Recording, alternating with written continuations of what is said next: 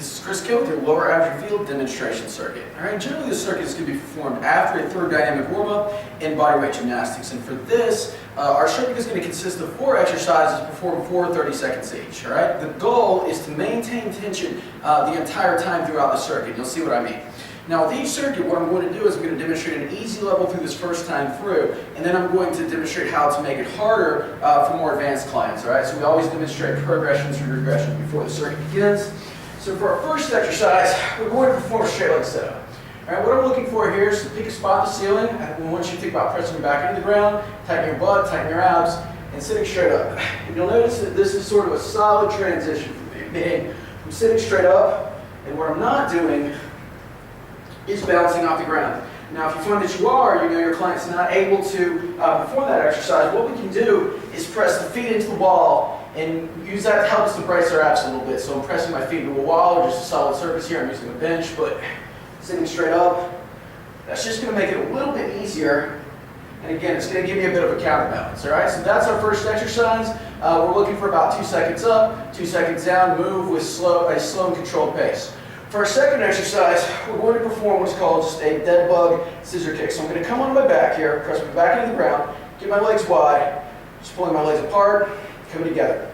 The key is to keep my back pressed against the ground the entire time. To make this exercise harder, I can straighten my legs out, bring my feet closer to the ground. To make this easier, I can bend my knees. So again, we're looking for 30 seconds in this position. We're going to transition immediately into our next exercise, which is a reach around. So I have my hands behind my head. Just going to reach around, press into my legs, and come back. Once again, to make this exercise harder, you can simply straighten my legs out. To make this easier, I can pull my feet back towards my midline. Now for our last exercise, we're just going to combine the two. So I'm bringing my feet out, pressing into my legs, and coming back together. Just like that. And as you can see, for the last 3, that is just a seamless transition from each exercise. And the goal is to stay under tension for essentially a minute and a half. All right? So say you're able to do that pretty easily. All right? You'll notice that I'm performing this on a mat. What I'm now going to do is fold this mat up. All right?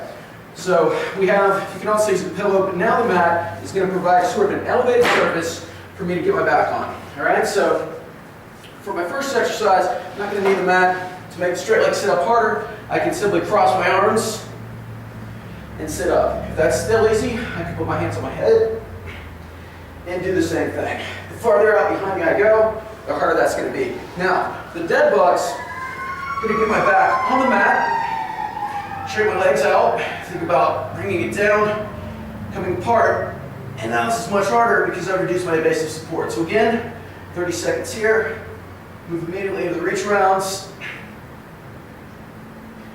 All right, then combine the two. All right, and if you don't have a timer available to you, I would encourage you to just do around 12 for each exercise and then move to the next one. But as you can see, we have several levels that we can scale for each client. Generally, we're going to perform 3 sets of 30 seconds before moving to a second abdominal circuit, but that is your sample ab circuit. I encourage you to try and enjoy it.